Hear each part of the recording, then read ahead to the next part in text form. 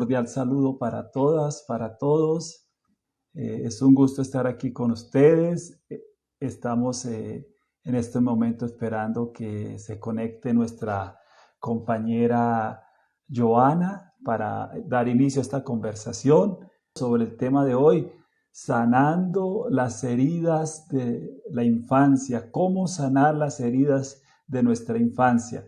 Es un tema muy bonito, muy interesante, muy actual, que constantemente lo estamos viviendo y porque me atrevería a decir que de alguna manera o de otra, todos nosotros de alguna manera tenemos heridas de la infancia.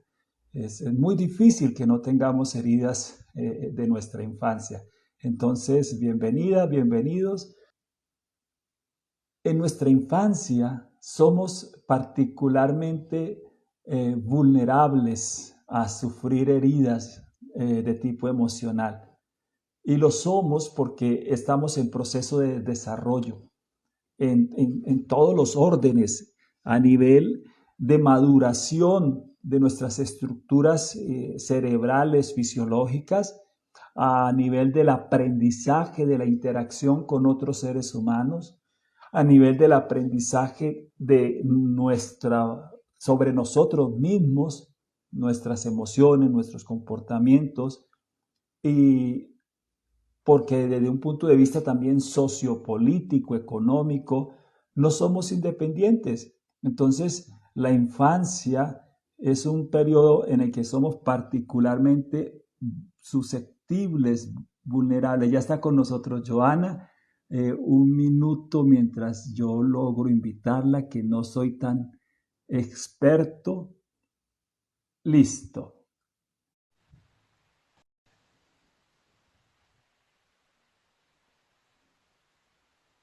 Un minuto mientras ella carga. Ahí está. Hola, Joana. Muy buenas noches. Bienvenida. Hola, Carlos, buenas noches a todos, qué gusto acompañarlos el día de hoy, ¿cómo estás? Estoy bien y también muy contento. Todos. Les estaba contando que pues estamos con este tema tan bonito, tan interesante, oportuno, hablar de las heridas de la infancia, las heridas emocionales que sufrimos en la infancia, y decía que prácticamente sería un hecho que no hay un ser humano que no tenga de alguna manera una herida de infancia, que prácticamente todos de alguna manera hemos sufrido alguna herida de infancia. Eso era lo que estaba comentando mientras tú llegabas. Bueno, pues creo que eres ampliamente conocida. Igualmente, pues les cuento que tanto Joana como yo, Carlos Mariño, hacemos parte del equipo de psicólogos de asesorías psicológicas. Estamos trabajando en la parte clínica, en el área clínica. Hacemos terapia individual, terapia con niños, terapia de pareja, y también apoyamos pues a diversas instituciones de diversas maneras en la parte organizacional, en el cuidado de la salud mental, etcétera. Y nos complace mucho pues compartir con ustedes estas conversaciones en las que queremos dejar aportes que sean valiosos, que sean oportunos para quienes nos escuchan. Esa es como digamos así rápidamente nuestra presentación. Si te parece, entramos en el tema, Joana, ¿te parece bien? Sí, claro que sí. Mm, Bueno, ¿por dónde comenzamos? Porque hablamos de sanar las heridas de la infancia, pero tal vez antes de entrar a cómo sanar las heridas de la infancia, sería interesante preguntarnos primero, este, ¿cuáles son esas heridas y cómo surgen, de dónde provienen? Sería bueno, ahí hay dos preguntas en realidad. Te las planteo por la que quieras comenzar y vamos conversando Bien, juntos sobre esas preguntas. bien, Carlos. Bueno, yo creo que es importante reflexionar con este tema que tenemos el día de hoy, ustedes que están conectados. Seguro están aquí porque desean una orientación práctica frente a este tema de la sanación. Por ello debemos empezar también a reflexionar qué es una herida. Sí, una herida es una lesión.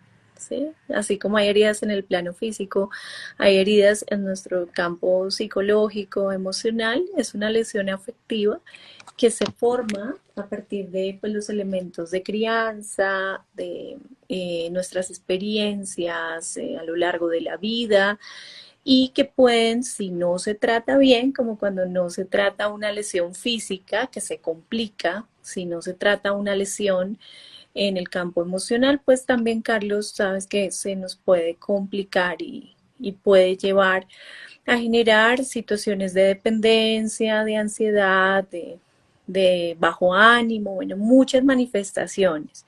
Entonces, una herida es una lesión. ¿Y cómo se forman estas lesiones? A partir de las diferentes experiencias de infancia, cuando uno es niño, pues tiene un gran pensamiento de fantasía, de imaginación, que también a veces hace que se formen heridas por la forma en que percibimos las cosas, las situaciones. Por ejemplo, un niño o una niña que tenía un papá que estaba ausente porque trabajaba gran parte del tiempo, quizá no va a entender que trabajaba gran parte del tiempo, sino que papá o mamá no estaba y se sentía solo. Entonces, en esa percepción ya se forma una herida, por ejemplo, de abandono. Entonces surgen de las situaciones de infancia, de los pensamientos, las comprensiones frente a estas mismas situaciones y hay que atenderlas y poderlas pues reconocer. Muchísimas gracias, Joana. Eh, Tú nos decías entonces que básicamente es por el tipo de experiencias que vivimos en nuestra infancia.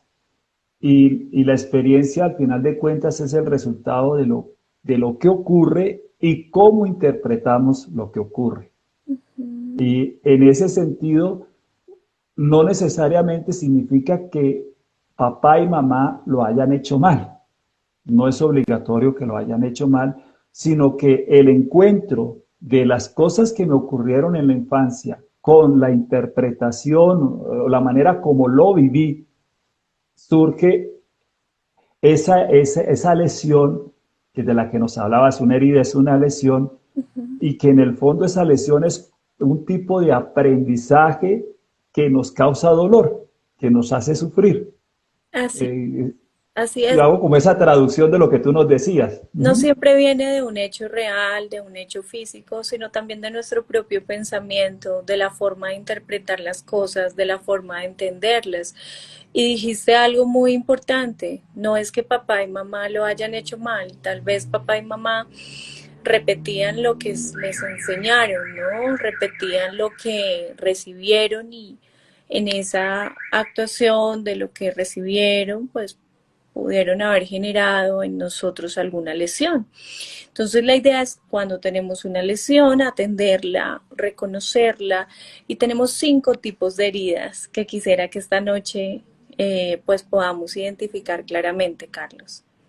Vale, listo. Entonces, si te parece, pues podemos pasar a ese punto. Digamos que en ese sentido eh, nos guiamos sobre todo por lo que ha dicho Liz Bourbeau sobre las 5 heridas de infancia. Hay personas que plantean más heridas, hay quien habla de 8, 7 heridas, pero digamos que esas serían como 5 heridas clave que aparecen mucho.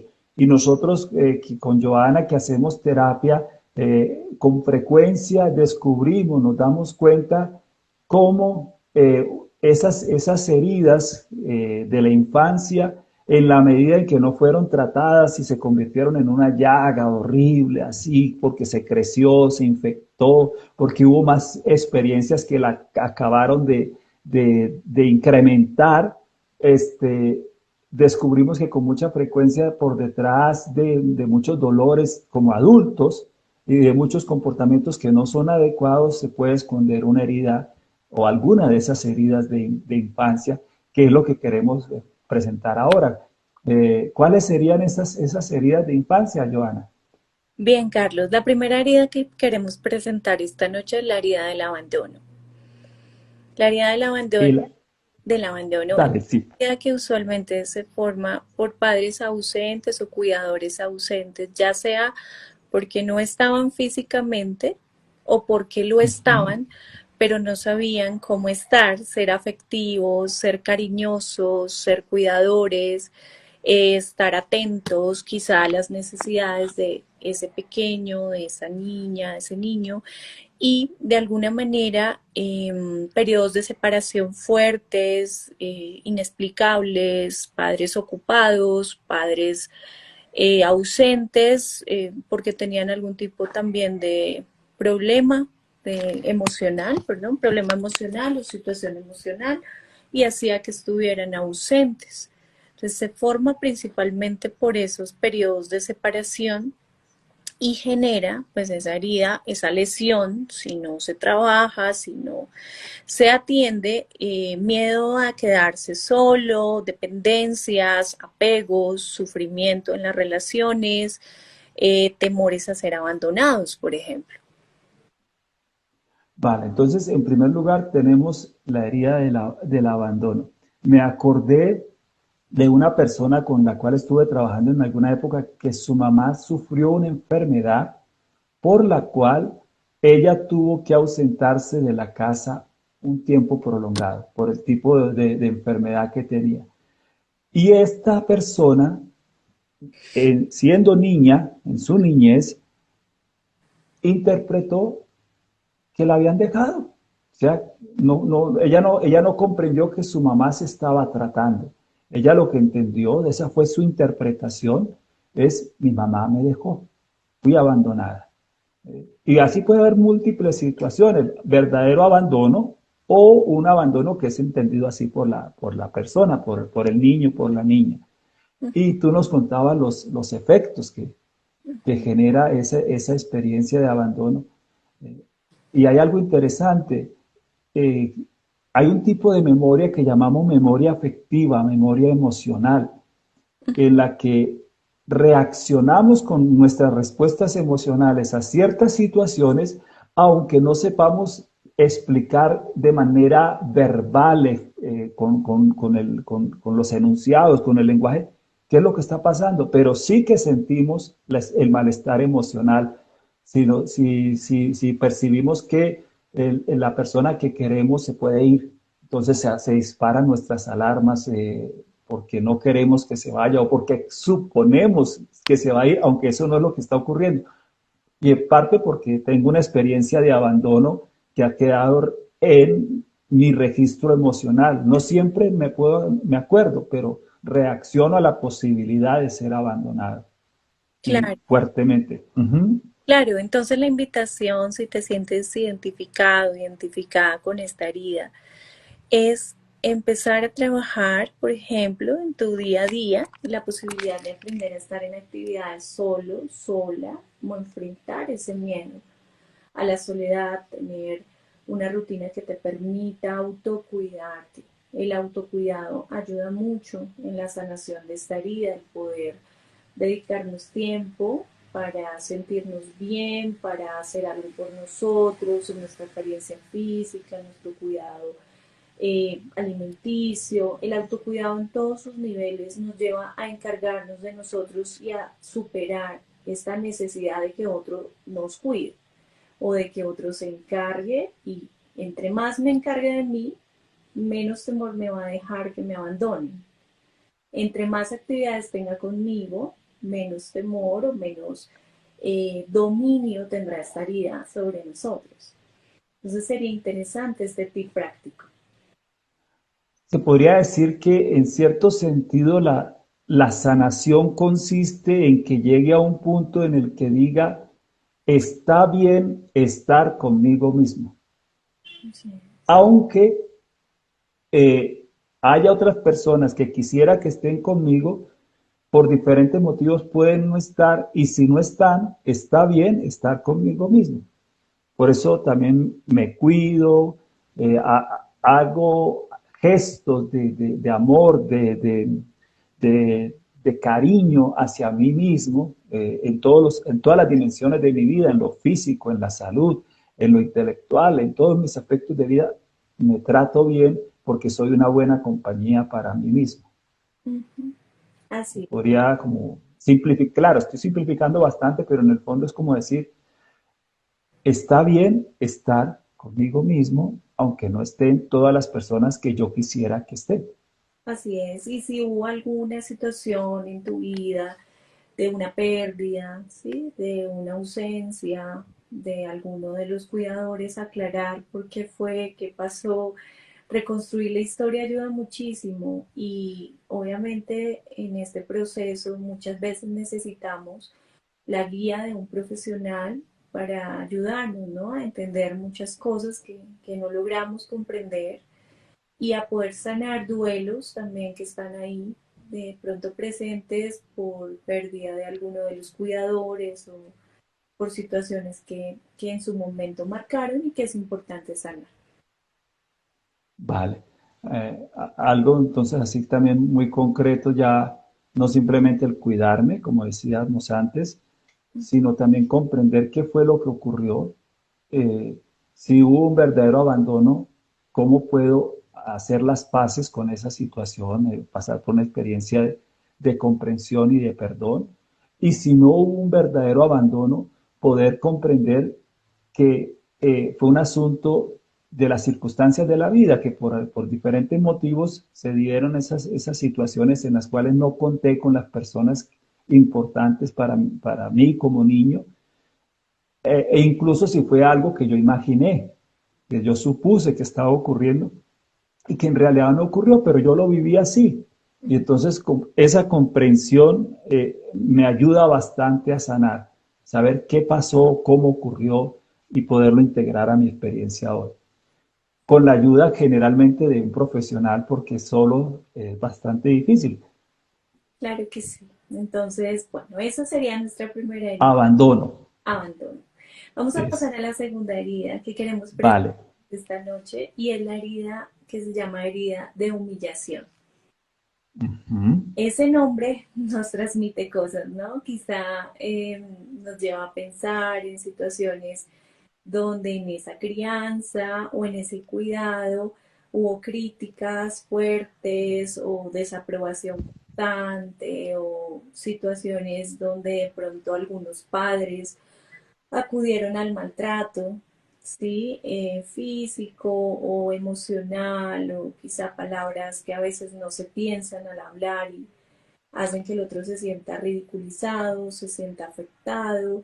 Entonces, este tipo de crianzas, de ambientes o personas niños que han sufrido bullying, cuando hablo de infancia, hablo desde los 0 incluso hasta los 17 años. No es solo la primera infancia, sino se puede formar incluso en la adolescencia, situaciones o experiencias de bullying, matoneo, no resuelto, forman esta lesión. Y usualmente pues las consecuencias es una persona que se ridiculiza a sí misma, que no cree en sí misma, que quizá se siente menos importante o se siente de alguna manera menos digno, menos valioso. Entonces hay problemas de autoestima importantes, también hay dependencia y miedo a que de pronto los demás no lo acepten, ¿sí? Entonces busca constantemente aceptación o cariño en los demás. Es, es una experiencia que es bastante frecuente, la experiencia de la humillación, sobre todo porque existe la posibilidad de que ridiculicemos a otras personas, incluso sin tener esa intención. Este, eh, Cuando se hacen comparaciones con los hermanos, por ejemplo, aunque ahí podría estar también la injusticia, que la veremos más adelante, pero en este punto de vista, a veces los papás, sin la pretensión de ridiculizar, de hacer sentir poca cosa al niño o al adolescente, lo pueden llegar a hacer sin darse cuenta. Eh, Sobre todo cuando se utilizan expresiones que involucran a la persona y no a la conducta.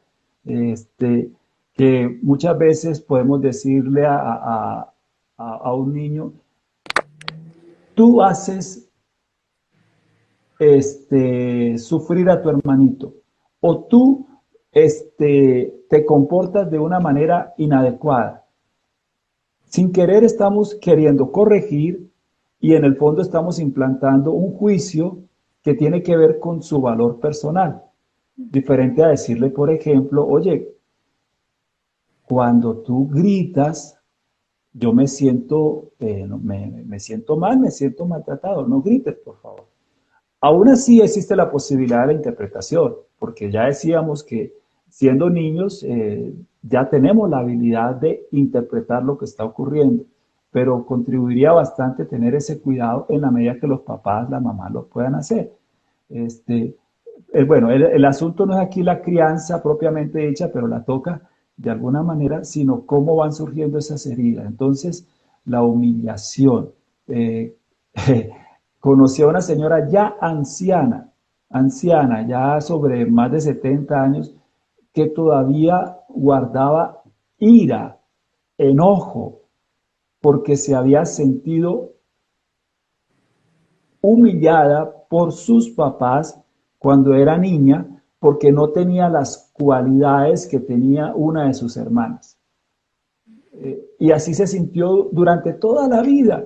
Imagínate una vida de más de 60 años cargando una ira o un enojo, acompañado de sentirme poca cosa, eh, porque esa herida no logró ser vista antes. Bueno, afortunadamente la logró ver y pasar unos últimos años con más paz y tranquilidad, pero ojalá la pudiésemos ver a tiempo y hacernos cargo, ¿sí? De esos enojos, esos rencores, esos malestares, esas tristezas que cargamos porque nos hemos sentido poca cosa o ridiculizados.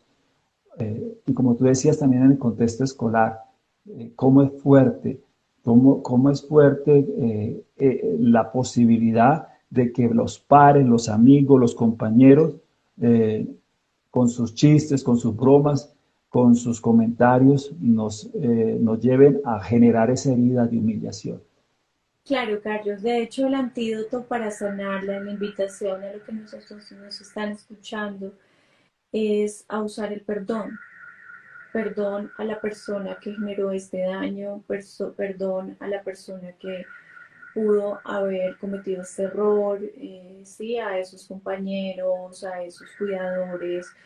La única manera de sanar estaría es hacer las paces con el pasado y poder de alguna manera entender que el perdón no es minimizar lo que pasó ni hacer de cuenta que no pasó, sí pasó, pero me voy a dar el regalo para mí de sentirme mejor. Hablabas tú de personas que guardan rencores por años, no logran ese proceso de sanación interior. Entonces, si tú te sientes identificado con esta herida, te invitamos a buscarle perdón, a encontrar maneras, ejercicios que te permitan conectar con esa situación y esa persona para poderlo sanar. De hecho, acá nos están haciendo una pregunta, Carlos, relacionada. Vale, se me ha quedado la pantalla congelada y no estaban apareciendo. A ver, Acá si lo tú la puedes leer, la pudiste leer, por favor. Sí, dame un segundo. Gacel01, muchas gracias. Nos dice cómo se puede aplicar el perdón en familias disfuncionales que realizan comentarios invalidantes. Es la pregunta que nos hace. Y hay Va- otro comentario acá, muchas gracias. Dice, a veces los niños son muy crueles. sí, si quiere miramos la primera pregunta y después ese comentario de que a veces los niños son crueles. Mm, Bueno, el perdón, como nos decía Joana, tiene que ver con algo que hago al final de cuentas para mí. Porque el perdón es como dejar de tomarme un veneno que me tomo para que se muera el otro. En el fondo es hacer algo así, porque, y no significa quitarle responsabilidad a la otra persona, ni tampoco negar que me dolió y que me afectó lo que ocurrió, ni tampoco obligarme a no sentir enojo, malestar, tristeza. Porque algunas veces cuando las personas dicen, es que no puedo perdonar, y yo les pregunto, ¿y qué quieres decir con eso? Es que yo no olvido. Y es que tienes que olvidar. Es obligatorio olvidar. Creo que perdonar sería algo así como que puedes ver la herida, saber cómo te la causaron, en el plano físico, mirar la herida y decir, esta herida me la hice un día que mi hermano me empujó y me caí y me fracturé este hueso. Y entonces me quedó esta herida. Es poder ver la herida, saber que me dolió, saber que me causó daños, saber que me afectó, pero no estoy obligado a vivir con la amargura y con el malestar de una herida abierta, de una herida viva. Algo así sería la comprensión del perdón. O sea, ver ese pasado, reconocerlo, saber que me duele, saber que hubo daño y al mismo tiempo me libero de estar obligado a despreciar, a maltratar, a querer causar daño a otra persona o a mí mismo. ¿Sí? Eh, Eso en una familia disfuncional, ¿qué significa? Pues que efectivamente puede haber personas en la familia que han sido maltratadoras y yo lo reconozco, no lo niego. Personas en la familia que han sido, inclusive, que han abusado, que han actuado en el plano legal y en el plano ético de una manera hedionda, terrible. Y no lo niego, porque el perdón no es negar eso. El perdón es liberarme de cargar con ese malestar porque no logro tirar, perdón, se me salió el portugués, porque no logro arrancar de mí las ganas de que se genere un maltrato en el otro, porque si no lo hago, yo no puedo vivir en paz.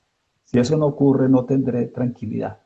Yo Claro, lo veo así, no sé cómo me lo complementas o me lo ayudas a aterrizar tú. sí, me parece muy valioso. Yo le complementaría un poco lo que nos comparte él. Digamos que tú puedes perdonar, claro, pero si estás en una dinámica invalidante todo el tiempo, cuando uno perdona, el perdón neutraliza el poder que el otro tiene sobre uno.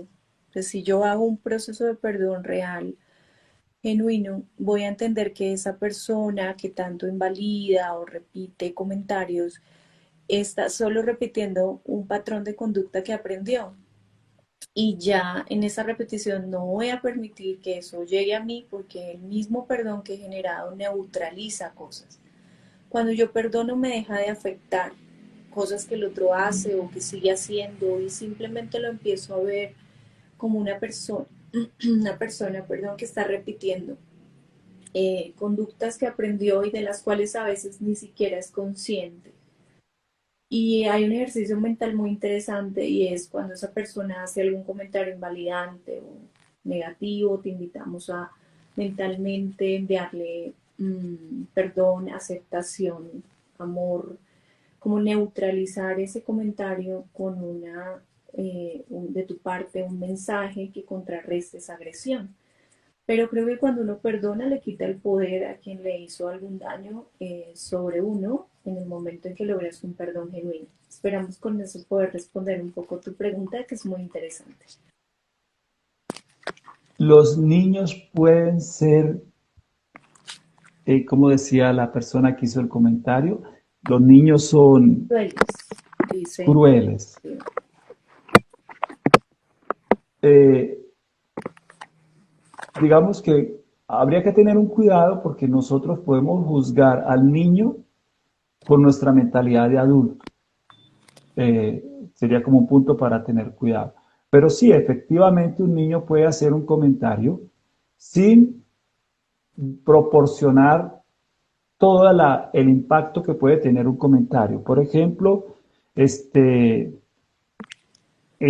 fácilmente si un niño ve a otro niño, por ejemplo, que esté en un tratamiento de cáncer, que se le ha caído el cabello, puede, sin calcular el impacto que eso puede tener, puede llegar y decirle algo tan sencillo como, uy, eres calva. Algo tan simple como eso a otro niño. Y no es crueldad en el sentido de que sea una actitud construida para dañar intencionalmente a la otra persona. Es crueldad en un sentido, digamos, muy amplio de la palabra, es decir, que es un comportamiento que puede causar mucho dolor, mucho malestar en ese sentido.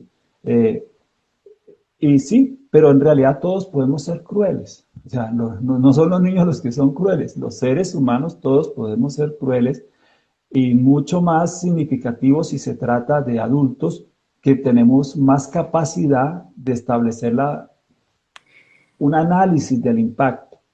Y aún así, como nos decía Joana hace un momento, pues puede que haya seres humanos que no lo logran hacer y simplemente repiten y repiten y repiten patrones de comportamiento, de juicio que han adquirido a lo largo de su vida. Y esto es importante. La vida implica un nivel de crueldad, de absurdo, que a todos nos alcanza. A todos nos alcanza. Y por eso les decía al comienzo, tal vez todos tenemos alguna o algunas heridas de infancia. El asunto es irlas curando, irlas reconociendo e irlas tratando para que no se conviertan en una infección o en un malestar que nos dure toda la vida. De acuerdo, sí, yo creo que las heridas bien cuidadas no duelen, ¿sí? Y no es que una herida nos determine de por vida, ¿sí? Quiero hacer esa claridad. Si ves que te identificas con alguna herida, no es que ya esa herida determinó y siempre voy a estar herido y no. Puedo tomar cartas, ¿no? En el asunto para poder estar mejor y para poder sanar. Entonces, esta segunda herida busca llamar al perdón del pasado, a la sanación, haz algún ritual de perdón, de escribir tus situaciones, tus dolores y poderlos como expresar para favorecer el perdón. ¿Ven? Muy bien, Carlos. Vale. La tercera. Vamos a pasar a la tercera herida, que es la herida de Sí, traición o el miedo a confiar, se llama. Es una herida que usualmente se ha formado por situaciones en donde el niño se ha sentido, como su nombre lo dice, traicionado por alguno de los cuidadores, ya sea por promesas que nunca se cumplían, por ejemplo, te veo el sábado y nunca pues llegaba, puede ser porque ese padre estaba ocupado, pero el niño, uno de niño no entiende ese tipo de cosas en su mente de niño. O porque le prometieron algo y repetitivamente le fallaron, o incluso traiciones más importantes como experiencias de abuso sexual, tocamientos, donde yo esperaba de ese adulto un cuidado y no recibí ese cuidado, sino por el contrario recibí pues un daño, ¿sí? Entonces me da miedo confiar. Eso lleva a que de adultos sean adultos posesivos, controladores, con miedo a que los engañen. Entonces lleva a que a veces en las relaciones, pues la lealtad o el miedo a que fallen se lleva a un extremo, lleva a que la persona se vuelva muy dominante, muy temerosa, muy posesiva y muy controladora con miedo a confiar en otro. vale. Creo que es bastante elocuente, sobre todo desde la perspectiva del miedo a confiar, ¿sí? Porque de pronto la traición la podemos ubicar en otros significados, pero es sobre todo que mi interpretación implica que confiar es un riesgo. O sea, y entonces mejor me cuido de confiar y en realidad, aunque establezca relaciones con otras personas, si yo estoy en la actitud posesiva o de vigilancia constante, en realidad no he confiado, sigo en la desconfianza, ¿sí? Y ese es como lo típico que puede ocurrir en una herida en la que considero que se aprovecharon de mi nobleza, por decirlo así de manera simple. Y entonces ya no voy a permitir que nadie se aproveche de mi nobleza. Y Claro. puedo generar juicios muy duros con el mínimo comportamiento de otra persona. Lo mínimo lo convierto en una alta traición. ¿Sí? Así es, así es. Entonces es muy importante acá, de pronto como elemento para sanar la práctica de la tolerancia, de la paciencia, de la confianza en nosotros mismos primero, ¿sí? Trabajar mucho la confianza en nosotros mismos y la confianza en el otro, atrevernos a delegar, a reconocer en el otro de manera clara realmente si lo que yo estoy pensando es así o es fruto, como acabas de decir, de la prevención, de los temores. Entonces, darme el permiso de cuestionar un poco esa desconfianza y atreverme a confiar, y temas pues más delicados como un abuso sexual y demás, hay que sanarlo, reconocerlo, trabajarlo con una muy buena guía de terapia y de ayuda para que no andemos a la defensiva por el mundo, ¿no? Pensando que todo es malo o todos serán dañinos para mí. Vale. Creo que la descripción y el trabajo que hay que hacer queda claro. Digamos que los detalles pequeños pues sí van a requerir de algún acompañamiento que me ayude a hacer el procedimiento de la manera más adecuada posible, pero se trata de eso, de, de lograr pasar a tener acciones concretas en las que puedo delegar, en las que puedo soltar, en las que puedo vivir la experiencia de la libertad de la otra persona para actuar sin que yo me sienta amenazado.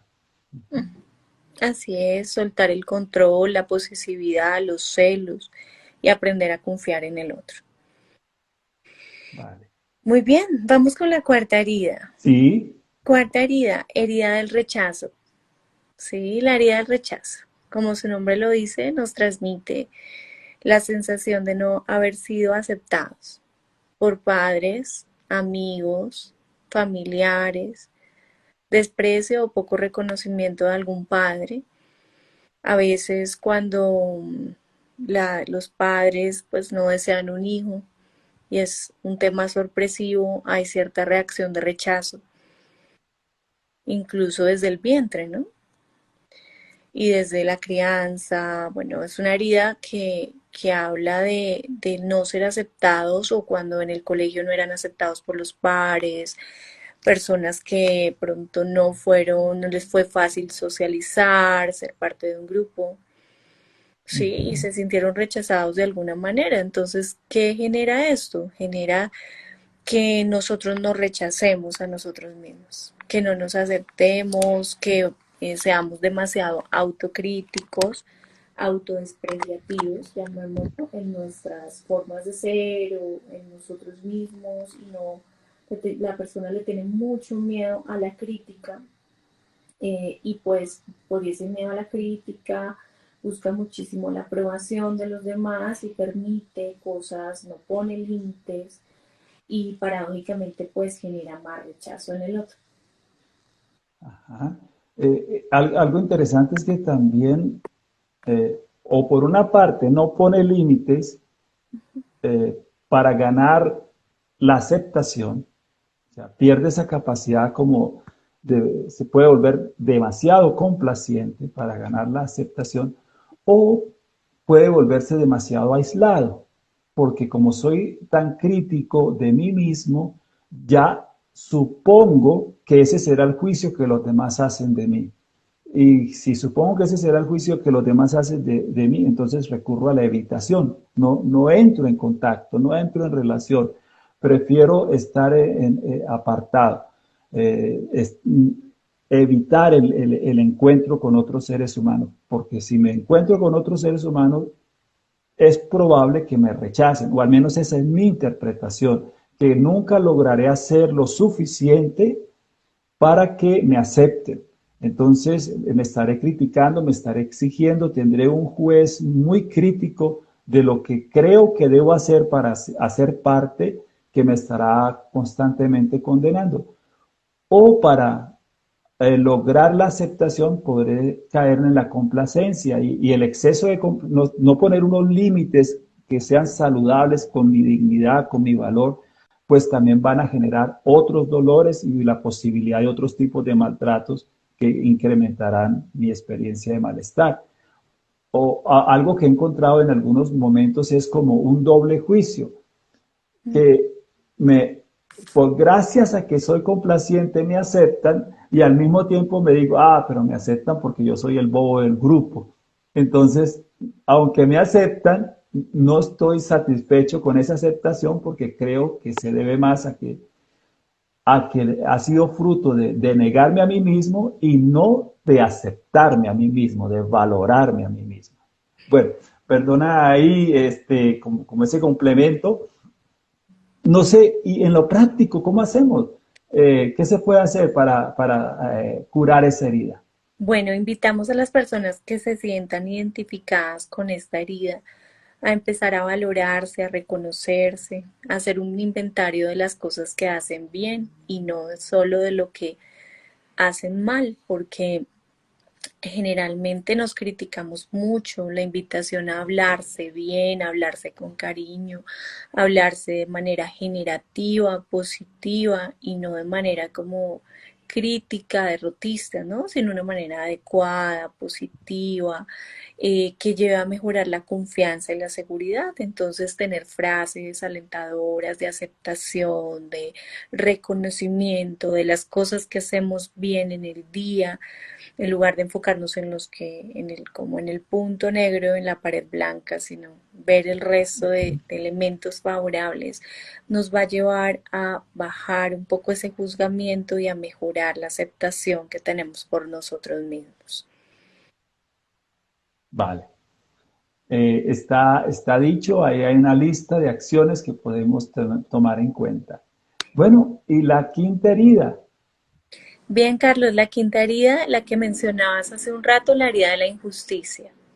Sí, es una herida también parecida a la de la humillación, pero sobre todo se refiere a cuidadores y a padres muy estrictos, muy rígidos, sí, que imponían sus normas de forma muy autoritaria, muy temerosa. Quizá la persona le exigían bastante, debía, hacía todo bien, pero quiero más. Necesito que seas perfecto, perfecta. De pronto el niño, la niña se sentía precisamente tratado de forma injusta porque no había ese reconocimiento, ese acompañamiento, y como es autoritaria la crianza, pues haga lo que haga, el niño perdía. Sí, había poco reconocimiento y mucha exigencia.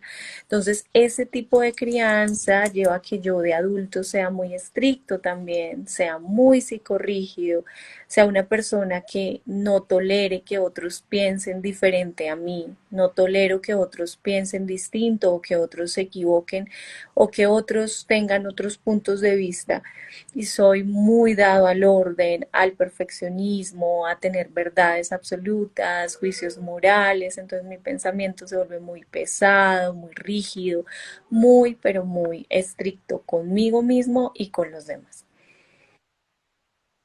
Vale, sí.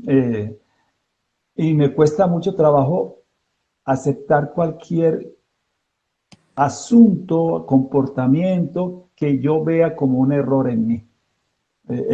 O sea, el perfeccionismo tiene que ver con eso, que no, lo mínimo que yo considere que no está bien se vuelve una catástrofe en mi vida, porque no tolero la imperfección, con el peligro de que con tal de ser perfecto puedo llegar a ser cruel, a tapar, a destruir y volverme ciego a mis imperfecciones.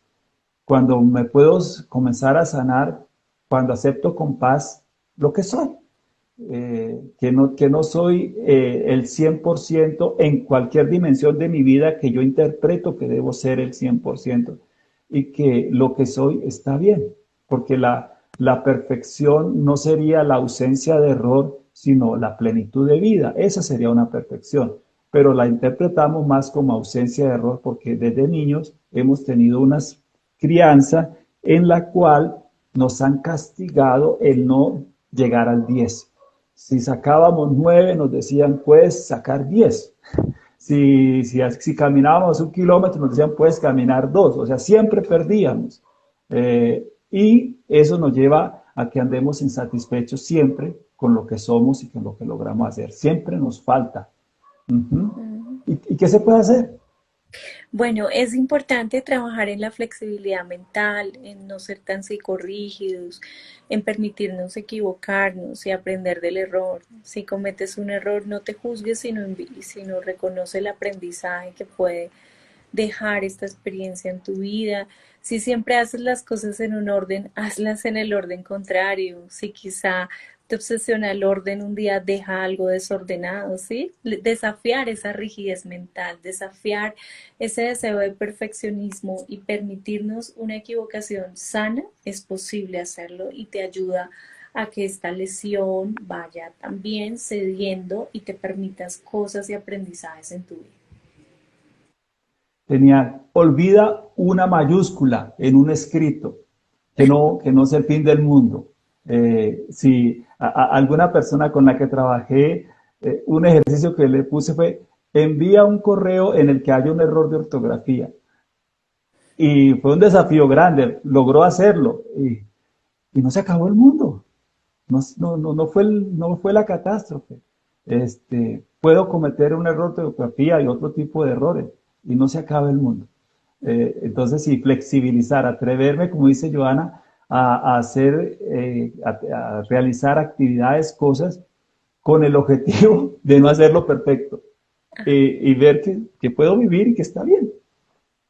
Así es, Carlos, saber que la perfección es algo que no existe y que te permitas el error es algo muy edificante, ¿ves? Entonces, nosotros queremos invitarlos esta noche en esta breve exposición de las heridas a que estos tips prácticos los usen, ¿sí? Empiecen a ocuparse de esas lesiones, de esas sensaciones, ¿sí? De esos temores y empezar a trabajar en ellos va a ayudar a que te sientas mejor. Y también hay heridas que se complican, ¿sí? Y que es importante buscar una guía, un apoyo, un profesional que te pueda orientar en tu proceso de sanación emocional. Si sientes que no te es fácil o, digamos, entender o comprender herramientas para sanar, pues creo que puede ser una muy buena invitación. Muchísimas gracias por esa invitación, Joana. Yo lo traduzco en mis figuras gráficas. Si tienes una herida, no la tapes porque se te va a podrir y se te va a infectar y se va a poner peor. Si descubres que tienes una herida, atrévete a hacerle los cuidados necesarios para curarla. Y si no puedes por ti mismo, pues ve a de un profesional que te ayude a curar la herida. Pero no la tapes, porque con taparla no se cura. Lo que se puede lograr es una herida peor. Eso. Así es, Carlos. Y también pues una herida bien tratada no nos determina. Simplemente hay personas que a veces no sanan sus duelos, sus procesos de infancia, sus abusos, bueno, todo esto que hemos hablado esta noche y son adultos tristes o adultos con problemas, pero cuando esto se trabaja, pues es de calidad de vida, de sentirse mejor y sin duda pues es de gran ayuda. Entonces, la idea es que con este live puedan trabajarlo, empezar a ocuparse de estas lesiones y buscar estar mejor. Vale. Muchísimas gracias, Joana, por tu presencia esta noche aquí con nosotros, por traernos este mensaje, esta información, estas orientaciones. Y también muchísimas gracias a las personas que nos acompañaron, que estuvieron presentes y a aquellas que escucharán, asistirán después a la retransmisión de este live. Infinitas gracias y es con mucho gusto que lo hacemos. ¿Algún mensaje de despedida, Joana, que quieras dar? Y terminamos. Gracias a todos, esperamos que estos espacios aporten a sentirnos mejor, a buscar ayuda. Gracias a los que están conectados, a los que lo verán después. Pueden dejarnos sus comentarios, sus preguntas, estaremos atentos y muchas gracias por venir. Vale. Chao para todos, para todas. Muchísimas gracias. Gracias.